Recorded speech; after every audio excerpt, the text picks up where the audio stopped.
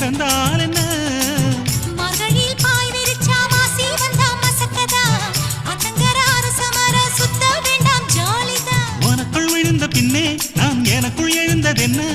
விளக்கு அணைஞ்ச பின்னே ஒரு வெளிச்சம் தெரிஞ்சதென்ன அடடா அல்வா துண்டு இடுப்பு ஓங்கிடுப்பு